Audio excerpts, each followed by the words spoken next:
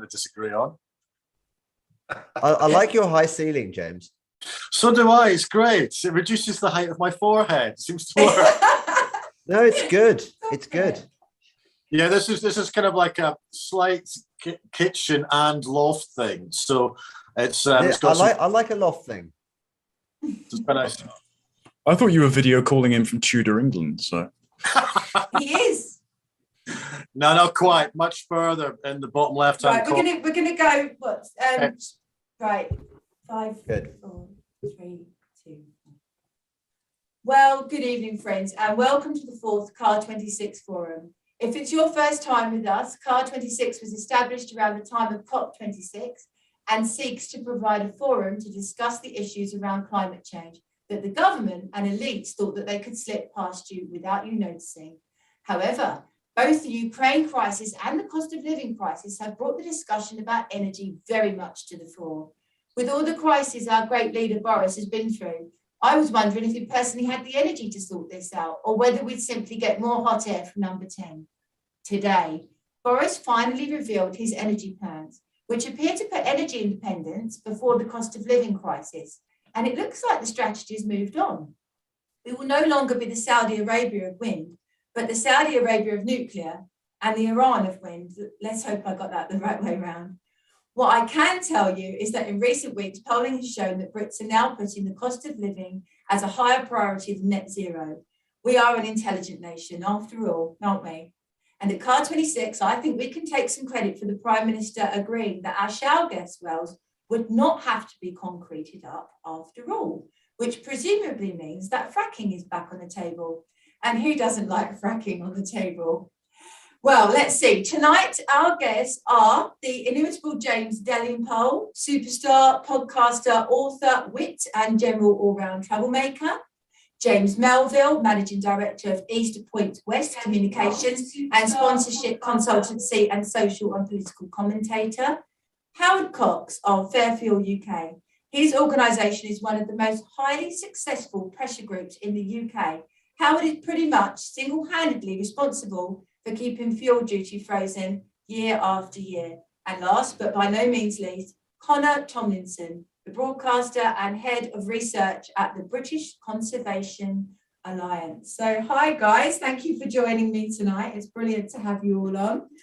I want to, in the name of not being accused of being biased and everything, which I have been, which is terrible, I'm going to go to James Melville, because James comes from the left of centre and has sort of come over to the dark side relatively recently, or that's the accusation anyway. James, you want to nationalise our energy, don't you? What's that all about? Why is that a good thing? Yeah, coming from the dark side, I don't think there's such a thing as left and right anymore. I think no, I don't actually. Maybe liberalism or libertarianism, but that's a different debate. I mean, yes, I think actually this energy debate offers the opportunity for the so-called tribes of the left and the right to come together on this issue. So if you look at, say, for instance, a model similar to what the French have done with EDF, where they are plundering contracts all around the world for the good of their own consumers by keeping their tariffs in their country suppressed, maybe we should consider doing something the same here. When you've got the French at the moment, there's a number of different reasons for this. Having energy increases of about 4% in terms of price compared to the UK of 54%. Questions need to be asked. And so if you look at the sides of the debate, it could be a solution that we end up having a nationalised energy company run in similar ways to the French and EDF.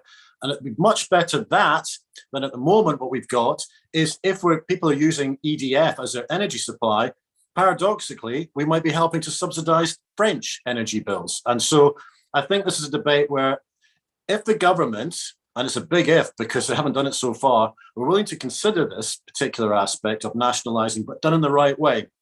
Nationalised, but maybe working in a private tender environment. This could actually be beneficial for lowering prices for British consumers. And as you said, that is the number one concern for people right now. I personally wouldn't trust Boris Johnson to run my bath at the moment, though. So isn't there a bit of a concern with politicians running nationalising industries, and then don't the unions start getting a greater grip? Yeah, I think we've got to. I get that. I think we've got to go past the horrors of the 70s with all of that stuff. We've got to look in sort of here and now. We've got the main concern for people in this country, understandably, is the cost of living crisis, of which energy is a major part of that. So therefore, we've got to come up with some solutions. There's two solutions here. It's about looking at what is the right type of energy, a frank and pragmatic discussion about what works best in two aspects, supply and price. And then secondly, what model would that take? And how do we actually find a way of making sure that British consumers get lower bills? And at the same time, we start taking control, remember that phrase, we start taking control of our own assets again. One of the big problems we've had, I think, in the last 30 or 40 years is all our assets have been sold off to foreign companies. And this makes us vulnerable. And that has really, really happened from an economic point of view with the energy crisis right now. James, thank you. James Delingpole, what do you think about that? Do you think nationalisation is the answer? I think you're probably going to say no, aren't you? I don't. I think it's sad that James has unfortunately put us in a position where we're going to argue among ourselves when the only enemy, I think, should be the people responsible for the energy crisis, which is government in all its forms. The idea that government is a solution to anything is ludicrous. The energy crisis we're facing right now has nothing whatsoever to do with Putin. That's just a kind of proximate excuse, which actually I think they planned anyway. The people responsible for all the stuff that's going on right now. Who is responsible? Oh, I mean, I wish we could identify the individuals involved, but it's what I would call the deep state, the predator class, the secret rulers of the world.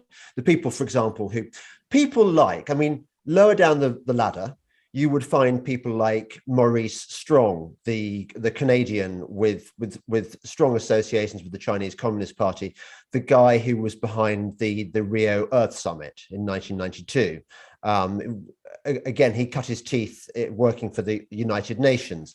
That what we're experiencing now is something called global governance. I mean, this is what the New World Order looks like. Our individual, I suppose, sovereign governments that we, the electorate, imagine represent us are not really answerable to us. They're looking for their orders from organizations like the United Nations, which gave us UN Agenda 2030, towards formerly the European Union, towards all these supranational bodies. Obviously, the COP.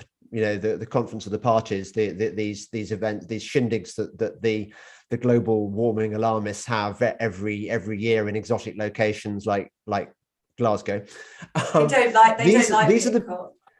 These are the people who are really deciding our energy policy. And the idea, I'm sorry, James, the idea that we can solve this by letting the government nationalize our energy production system, it's not going to be the solution. This crisis we're having now was engineered over a period of decades. It is entirely deliberate. It is designed to immiserate us, to crush us, to take away all our sense of personal autonomy. And of course, energy is really important to autonomy. I mean, it's what helps make us free, having lower energy prices. It's how we get around in our cars, how we heat our homes, etc. Yeah, I just want to bring Howard in there. Howard, you mentioned to me that you were very concerned from talking to your friends that are Conservative MPs about the fact that they're being whipped into going along with this. Not literally whipped, I don't think, but well, you never know, actually. But yeah, our Conservative Party conference has probably sent that message. No, I've been talking to a lot of backbench MPs. I'm working very closely with the Net Zero Watch team. I work very closely with Craig McKinley. He's chair of the APPG. I'm secretary to on the Fair Fuel project, which we've been running for 12 years. And I'm close with people like Robert Halfam, Philip Davis, he's all on GB News with his wife Esther. I mean, I talk to these people non-stop, and those people are absolutely fed up with the fact is that the whips in the Tory party now are saying, basically, if you want a good job, if you want be favoured in various reshuffles that are coming up, you better support net zero, no matter how much it costs. And it is, the problem we have, and I come from a grassroots campaign. I've got 1.7 million supporters, as you know, Lois, and that's what have signed up. And it's been a hell of a campaign. We would be paying £2.50 at the pumps now if it wasn't for the work we've been doing now. I know, it's amazing. Thank you. But we're still the highest tax drivers in the world. Even with that high peak up. I mean, I can't take all the credit for the fact that we've achieved this, but I put a lot of pressure, a lot of lobbying pressure on Rishi and George Osborne back in the day. I mean, we set up in 2 months. We got a penny cut in fuel duty simply because we got the first people ever to get an e-petition, the government e-petition, the first 100,000. We did that. Now everyone does it now. If you want to save the less as possible, they do, including me. Exactly, but unfortunately, the government don't take any notice of those anymore. They really do not. The freedom aspect. Sorry, go back to the freedom aspect that James Delingpole was just talking about. You know, that's very much with your Transport Reality group. You're trying to push that home, aren't you, to people that they won't have that freedom when you have to have electric cars. It would just be annihilated. See, it's an irony. I'm not anti-electric cars. I'm anti being told to drive an electric car. Exactly. And that's the issue. We're being forced into a modal form of transport when there's things like hydrogen, we've got synthetic fuels, etc. And they're forcing manufacturers to actually not develop the diesel and petrol engine anymore. So therefore, in 2030, we'll be stuck with Euro 6 diesel when we could have had Euro 8, Euro 10. Those are the sorts of things we should be looking at. I mean, I'm afraid we've got 100 years of oil under this planet. We should be cleaning it up and making it better.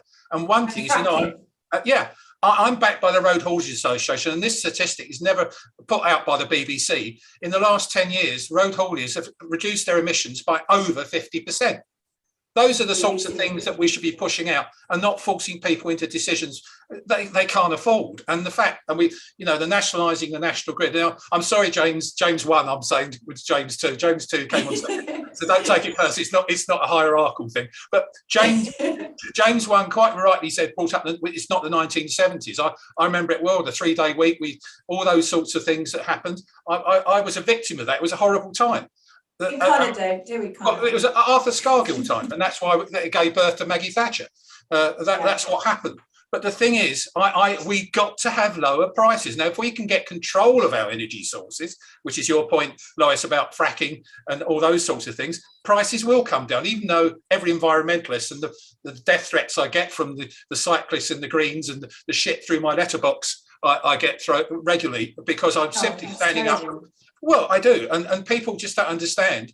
I'm not fighting for any particular fuel source. I'm talking about for a fair, transparent and a choice. Those are the things I'm fighting for. Totally agree with you. Connor, I'm going to bring you in here because you're young and lovely and you're going to be one of the ones that have to pay for all of this, aren't you? You said that you've worked out that the numbers on a renewable grid are £3 trillion plus, basically. Who's paying for that? It's going to be you, isn't it? Oh, essentially so. I'm very much with James 2 here. It's very surreal to see him in a call rather than just on the regular podcast, which I'm so used to seeing. It's the global managerial class trying to immiserate us, and they're basically just setting off our futures piecemeal through taxing and spending until we're wholly dependent on them for our incomes. It's the same reason for the electric car thing, for example. I mean, with the abundance of alternative fuels and technologies, the inability to currently rapidly adopt electric cars because China owns most of the world's lithium deposits, they own 80% of battery manufacturing, etc. We're not going to adopt them overnight. But the reason they're pushing for electric cars is because the government's currently passing legislation, I've written on this a couple of times, where they can turn off your electric car charging port remotely and they can confiscate energy back into the grid from your household appliances, including your electric car. So don't get a smart meter, people. They're tracking you.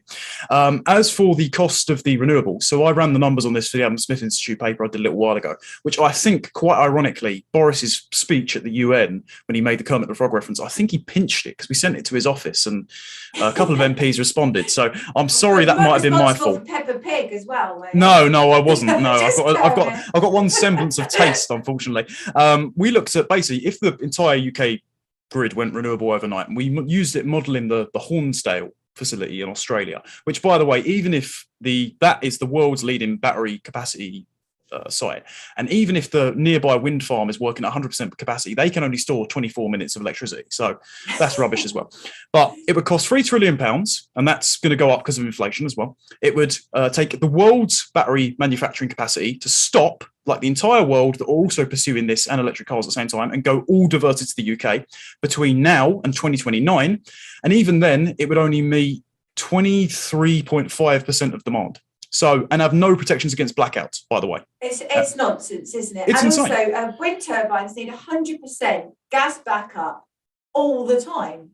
Well, we went to Scotland for the largest inland wind farm in the UK, because during COP we actually did things rather than just sit around and have parties. And I had a chat with ExxonMobil's execs and Bush's former climate advisor and some of the renewable people. It was quite an interesting cross-party thing. And we went and visited the wind farm there. We went on a tour of it. We spoke to the engineers, and they went, "Yeah, actually, funnily enough, these wind farms never really make back the energy it takes to make them. So can you do gas and nuclear for a little while?" And if the engineers who are running the wind farms are saying that, why the hell, and this is why your opening monologue, Lois, great stuff, but I'm actually a little bit more cynical about this than you are, because the government's still saying, quote, "We're aiming to have every home in the UK powered with 50 gigawatts of offshore wind by 2030. So they're still committing to the wind target. Yeah, but, no, I know. So if the engineers are saying it's not going to work, why are the government still doing it? And I come back to James 2's answer, is to immiserate the lot of us. Connor, can I ask you a question? Yeah. What's the shelf life of some wind power stuff in terms of actually stationary one particular object? How long do they last for? I think they said about a decade, and then the problem is you can't actually recycle any of them. That's why you've seen sort of elephant graveyards of all the fiberglass wind turbines. One of my favourite statistics as well is the wind turbines, to be more resilient over the next course of a few years, because obviously you've got to shut them off when the wind blows too much. They're made using carbon fibre. Now, if you want a more emissions-intensive material, you can't find one. And then when they freeze up, you've got to fuel up a helicopter with either a jet wash or a flamethrower to de-ice them. You're making it up. That's my understanding as well. I mean, if you look at the shelf life, a lot of them were built into the early noughties, and they're at the end of the commissioning, they're filling up landfills and polluting the environment. The same thing goes for electric cars to an extent as well, with the cobalt extract that quite often is plundered from the lands of Congo, often with child slaves. That's not environmentally sustainable or ethical. Well, the All-Party Parliamentary Group, we're about to produce a report, a cradle-to-grave analysis. It's probably about 2 to 3 weeks away, which compares carbon dioxide emissions fundamentally from an EV from cradle to grave with a diesel and a petrol cradle to grave. And I'm afraid it's going to be very telling. Already, it's unbelievable. And my conscience, I'm not really happy to sleep at night knowing that, yes, I'm charging my car up. No, it's coming from the slave labour of young, and it's terrible. I mean, our first report highlighted this, and I was attacked again by groups like D Smog and The Independent and The Guardian. Oh, don't worry, they love attacking. They attack me every week. That's an endorsement, mate. James, you said to me when we were talking before, you said that the thing that's concerning you is the absolute fruitlessness of trying to negotiate rationally with the government that's not basing its energy policy on anything. It's not because they haven't decided it. And so how do we move forward? I mean, we're all talking, we're all interested, we all want to make a difference, but how do we move forward? There is absolutely no point in talking to MPs at all, because either they are part of the problem or they're being whipped into being part of the problem. Yes. But that doesn't mean that CAR26 is completely wasting its time. We have to address our points to the people. Oh God, I hate you. No. Dick, I'm doing a podcast. I'm doing a podcast. Bye. I don't think people should ring you on your mobile phones. I think it's a real intrusion. I should text you first. Absolutely. Okay, so we have to address our remarks to the people, because the only thing that governments are frightened of is people power. And we have to educate people. And you think about this. Yeah, well, absolutely right. I mean, we're all doing our bit here. I mean, this is the right thing to be doing. I'll give you some examples of just how dire the situation is. So we know that the government takes its orders from COP26, et cetera, from the powers that be. But you've also got these things like the think tanks. There are exceptions. The Global Warming Policy Foundation is a good organization, but you've got ones like the one that Robert Colville works for. These independents, these think tanks purport to be holding the government to account. But what actually they do is they give their bankrupt ideas a veneer of intellectual respectability. So last weekend, I think it was, you had Colville tweeting out about how their surveys suggested that actually most people would be perfectly happy to live by a wind farm. Well, probably these people live in cities. They've probably never seen a wind turbine. Of course, they're okay with living near a wind turbine because it's beyond their imaginational purview. So, and then at the same time, you've got Mr. Underpants MP, that Welsh MP who was posing in his underpants on Grindr. You know the one. I must have missed that. Yeah, horrible sight. He too was tweeting out in favour of wind turbines. So you've got somebody notionally from a conservative think tank, the CPS or whatever it is, and a hard left Labour MP, and they're all tweeting out the same things in cahoots with the government, which also wants these things, in cahoots with the United Nations, which also wants these things, in cahoots with the predator, the crony capitalists who benefit from the subsidies. It's only the rich who benefit from wind turbines. So you've got the elites in all their different forms, all asking for the same thing. And meanwhile, there's us, the people, being completely shat on by the elites. So we cannot say to the elites, oh, here's some really interesting facts about wind turbines. Did you know this? Or here is the case for fracking. They know what the case for fracking is. They know what the case against. They do not give a toss. The only way we can make them give a toss is to frighten them into giving a toss. That is the only way. So we've got to educate the public. So you're doing the right thing. You're all doing the right thing. James, can I just make a point about that? The success of what we've done with Fairfield UK is we got 1.7 million supporters, and we got them to do some advocacy emailing of their MP. And you're dead right. I mean, we've got nearly 2,000 to 2,500 supporters in each constituency.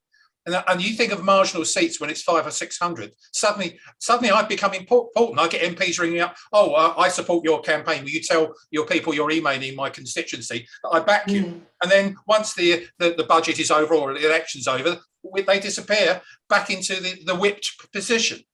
Yeah, so that proves your point. Connor, you were saying something interesting about coins and cash being abolished because they'll need the metal. Yeah, I'm very much on board with James's view of the managerial uniparty. And if you look very much at the World Economic Forum has something called a blueprint for a digital identity document. They had a consultancy period with all the world's banks, essentially, the Bill and Melinda Gates Foundation, everyone's favourite, and the UK Cabinet Office. Now, Rishi Sunak is leading the world, G7 in particular, on adopting digital central bank currencies. That's why Biden signed the executive order the other day. He announced it as well. I have a deep suspicion, because of all my research into the battery shortage, that we're going to see, particularly because the London Metal Exchange stopped trading nickel the other day because it at a short sell doubled the price, because all of our nickel exports pretty much come from Russia, mainly coins and metals. I think that one of the excuses to adopt a central bank digital currency, to basically go to a cashless society, will be that suddenly the metal for making coins, like cobalt, copper, nickel, etc., becomes much more valuable than actually printing the coins, because you need them for batteries. So they're going to say, oh, to give you an incentive to trade in your coins and scrap cash and go to this fully renewable powered new digital currency, will give you basically double the worth of your physical money in digital currency. The problem you have with that is, as James has alluded to before, when the uniparty doesn't like something you say, boom, there goes your ability to buy goods. So it may be good for the planet in their belief. It's not making a very livable planet for us to occupy, is it? No, it absolutely isn't. And James, Melville, you've actually been talking about the whole digital ID thing, and it actually includes mileage and energy usage on. Is that right? Yeah, I mean, I'm about to start a podcast on all of this stuff, and particularly focusing, which I think the root cause of all of this, weirdness, which is interconnected, as we've touched on today. The traces are back into 2008, 2009 with the financial collapse. And since then, they've been printing money. Quantitative easing in the UK is around about 900 billion over the last 12 years. It's not sustainable, both in terms of banks and governments. They're leveraged beyond belief. They can't carry on that model. In terms of any discussions about reset, their ultimate goal is financial reset, digital currency, and tagging in digital ID, which leads eventually to some form of digital currency. So I think that is basically where they're heading. There's moves, there's obviously consultation documents moving towards that. I think if you go back into the COVID era in terms of lockdowns and vaccine passports, the conduit, the Trojan horse for this was the vaccine passport to open up the doors and gateways of form of digital ID. And now energy. And I think obviously energy, so I completely agree with that. I think basically energy is obviously a major part of that, because people, what the digital ID will do is gather in initially the things that people cannot do without. Things like energy, potentially food, obviously money. The way they got there was to whip up fear and get people into the gateways of digital ID through the vaccine passport. No, you're absolutely right. And Howard, when we don't have our petrol and diesel cars, we can't just jump in the car and drive to Scotland and gate crash toilets at COP26, can we? Well, we're trying to get a moratorium on this whole thing about the ban, that sort of thing, and move it forward. We just don't need cliff edge targets. We should let technology dictate what we do in terms of energy, in terms of what we drive. And I don't know, well, I do know where a lot of this is coming from, and James Delingpole's dead right about the things. Well, they're being influenced, well, certainly in the area I'm talking to, most of the people that influence the government actually are dressed in lycra, and they turn up in Westminster, on their bicycle, and they've never even been in the country before, and they've got a perfect public transport system. Everything is actually on a plate for them. They think the whole of the country is like that. And I'm going to continue to fight like mad. I'm trying to fundraise at the moment in time across the country. And there are people out there sending me, I get 2,000 emails a week from people who are absolutely crippled by the cost of fuel at the moment. Small businesses crippled by small. There are now plumbers and decorators not going to do quotes because they can't afford to go to a quote, knowing that they might not get the job. Those are the sorts of things that are going on. And the government are, honestly, their head in the sand is a mild way of describing how stupid and myopic they are. And I'm writing to all of our supporters, and I'm going to say that they've got to keep bombarding. Yes, you're right. There's no point talking to MPs unless they're under pressure of losing their seat. And that's the way to do it, is to get the supporters to do it. So James Delingpole, come and work. Well, I'd love to work with you and everything on this. My problem with us at the moment, there's too many disparate groups. The pro-Greens, the environmentalists, and every driver wants to breathe clean air. It's not privileged just to the Greens. But what we need to come together as one group and really fight this and get this message across. And that's one of the things, that's my complaint. Brilliant. Well, let's do that. Let's all work together, and hopefully my short and sweet forum tonight has helped the agenda along a little bit. So I'd like to say a big thank you to James Melville, Howard Cox, Connor Tomlinson, and James Delingpole. You've been absolutely wonderful. If you'd like to go and have a look at my website, CAR26.org, and you can sign the petition asking for a net zero referendum, and also sign the petition to end the ban on fracking as well. That would be absolutely fantastic. You can also find some photographs of me modelling some fantastic merchandise, which is available. So there you go. So go on the website, sign the petition, buy some t-shirts, and let's end this net zero nonsense. Thank you so much. I'm Lois Perry. Thank you. Good night. Thanks, Lois. Thank you. Thank you. Thank you so much. Well done. Brilliant. That was great. Absolutely brilliant. Thank you. Well done, chaps. Yeah. Cheers, mate. Okay. It'd be nice if we could all get together in some way, physically or something, to talk about what we can do together, because